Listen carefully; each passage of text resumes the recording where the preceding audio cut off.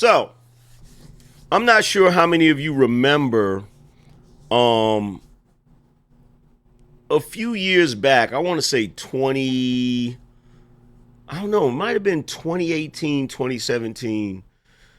But every year I do an epic rant about how horrible the United States Postal Service is. How many of y'all, like, press one in the chat if y'all have ever seen one of my rants that I've done about the United States Postal Service? It is one of the most horrible services out here. In fact, it's gotten to the point where the mail you get most of the time is a bunch of junk mail. It's not even pertinent, right? It's not even pertinent. So, you know, I don't know about y'all, but nowadays, most of the mail I get is mail I don't even want. It's mail I don't even want. Um, Partially because most of the places that you go to where you're going to have mail coming from them that is important, they usually have paperless billing. You feel me? So, you don't really use the mail the way we used to use the mail, right? Not to mention when you go down there, because they're government employees, their customer service sucks. They are horrible. You feel me?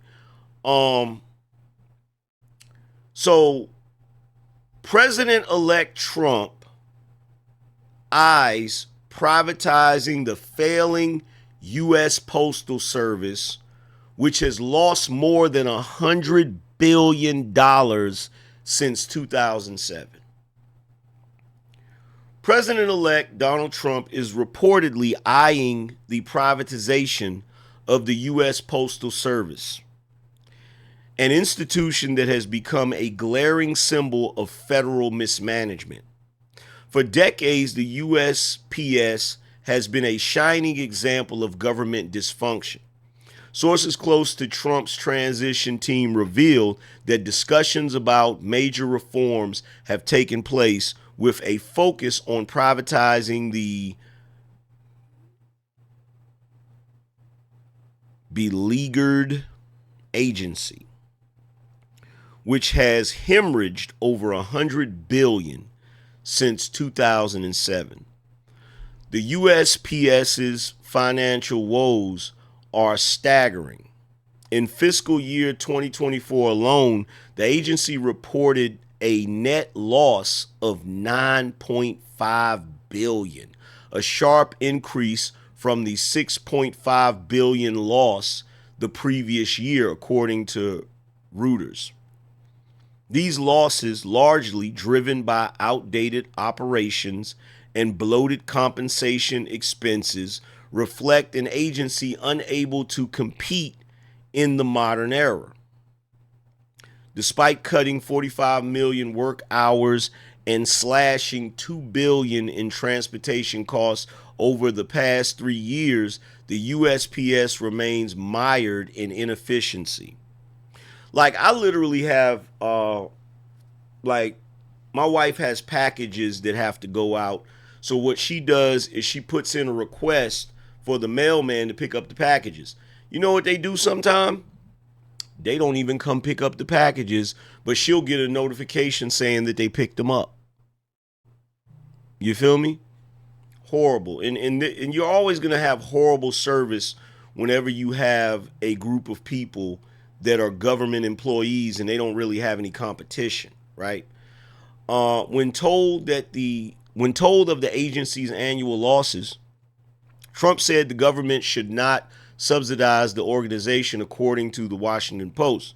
Trump, who takes office on January 20th, has discussed his desire to privatize the Postal Service with Howard Lutnick, his pick for Commerce Secretary at Mar-a-Lago, the report said.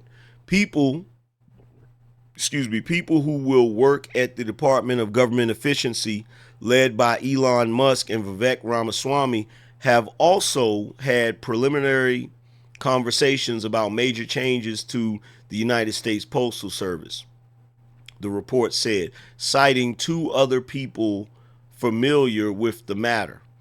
The United States Postal Service spokesperson said that over the last 3 years, the company has reduced its operations by 45 million work hours and cut transportation spending by $2 billion. The agency is also seeking regulatory approval to modernize its mail processing and transportation network to align with modern practices, which will save between 3.6 to 3.7 billion annually, the spokesperson added. Under Postmaster General DeJoy's leadership, the agency continues to hemorrhage money. And I'm going to show you that guy in a second. Postmaster General Louis DeJoy faced a blistering grilling in Congress during a tense exchange. Representative Rich McCormick, Republican from Georgia, accused DeJoy of bankrupting the United States Postal Service and failing to restore its reputation.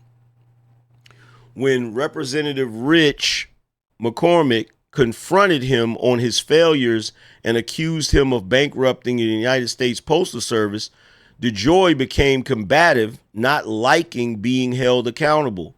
He covered his ears. McCormick didn't hold back, declaring, "You bankrupt this through your reputation only. Through your reputation, you are responsible for the fall of the Postal Service and the lack of accountability." This is the response that the postmaster just gave Congress when he doesn't like what he hears, literally covers his ears and gave himself a grade of A. DeJoy's deflection only highlighted the United States Postal Service's ineptitude. Despite advancements in AI and logistics technology, the agency continues to operate like a relic from the 19th century, with many questioning why taxpayers should continue to fund its dysfunction. In fact, we got some video here. I'm going to pull up the video of him and how he responded.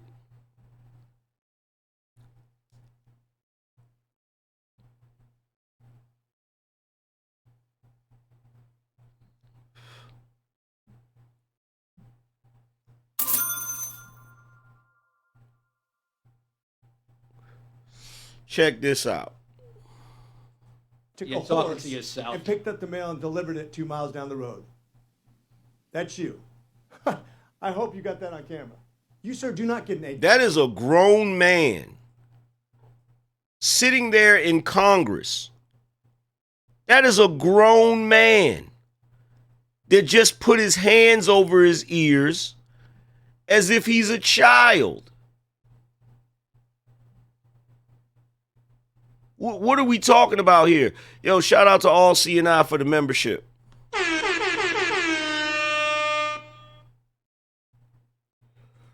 Appreciate that, brother. Shout out to all CNI. He said, Angryman, is it true that the tariffs will cause inflation to increase? No. No. What the tariffs will cause, inflation is not caused by tariffs. Inflation is caused by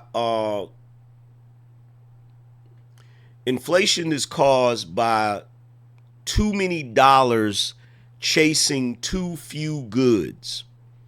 In other words, if you have a supply chain issue where you don't have enough goods coming in, but you're printing money like your mind is going bad, that's what causes inflation. Now, what the tariffs could cause is the price of foreign products to go up. Okay? But this shouldn't be an issue if we fix the supply chain issues and if people are more encouraged to purchase American-made products. You feel what I'm saying? So, at the offset, it will cause foreign products that come from countries where the tariffs have been raised on them, it may cause those products to go up. But in the long run, it will benefit us because it will cause people in this country to want to keep their manufacturing factories here instead of putting them in other countries where they can get cheaper labor. So it may actually cause us to get back to creating and making products here in America as opposed to depending on foreign companies or companies that are American companies that have decided to put their factories in foreign places. Shout out to Alexander, appreciate you.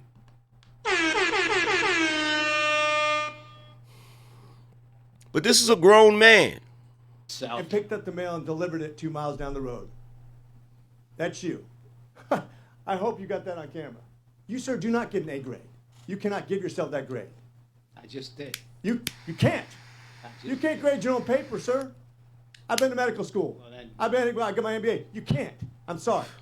You were graded by the United States people, and they don't use your service anymore. You bankrupt. That is not true. You That is bankrupt not this true, through sir. your My reputation business is only. growing. Through your Our reputation, business is growing. you are responsible for the fall of the Postal Service No, and the this lack of Congress, accountability. This Congress is responsible for does the it? fall of the Oh, Postal so it's Service. Congress's- I am trying to fix On your the Postal watch. Service. With all the Before AI. my watch, the same stuff With happened. all the AI, with all the computer systems, you're worse than if I took You're a talking horse to yourself. and picked up the mail and delivered it 2 miles down the road.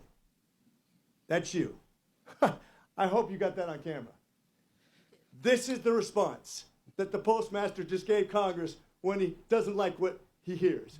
Literally covered his ears and gave himself the grade of A. And with that, sir, I rest. Good.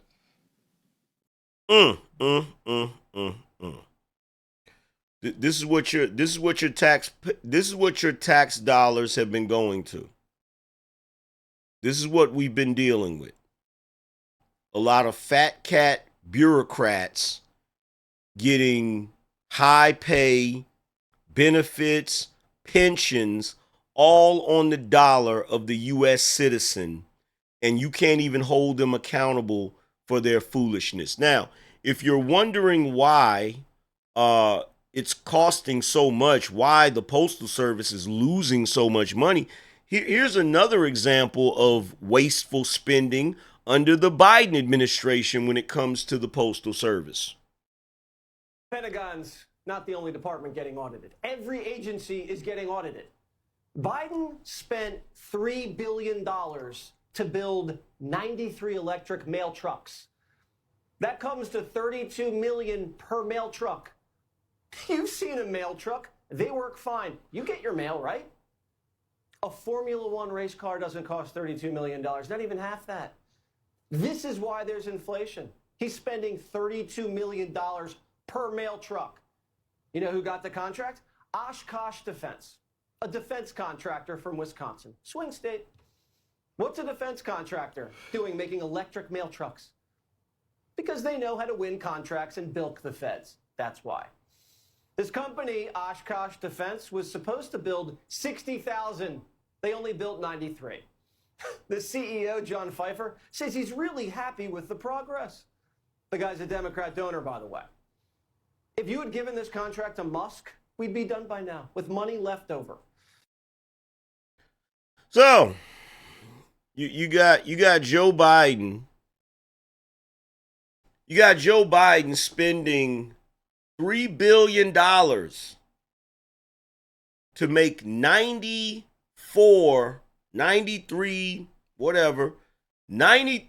electric post office trucks.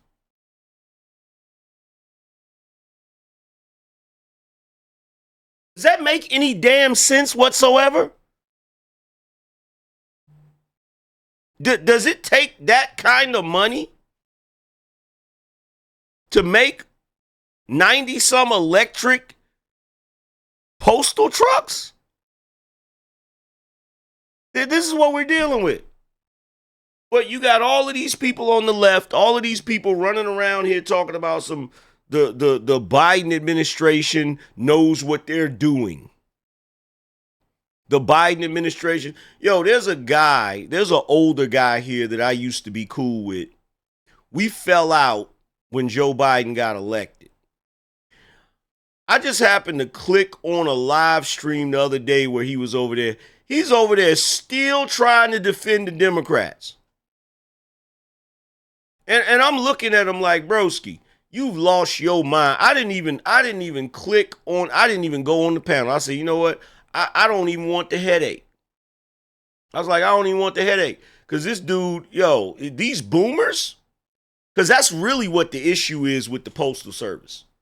When it comes to the Postal Service, the DMV, the courthouse, all of these, we have so many institutions that are outdated, out of touch, and we need to get rid of them or change them or overhaul them, but they won't do it because the boomers are used to it. They won't do it. They refuse to do it, and it's the boomers that refuse to do it. They refuse to update the DMV. They refuse to update the United States Postal Service. They refuse to update any of these institutions that have been around since forever. Meanwhile, we're getting left behind in the rest of the world.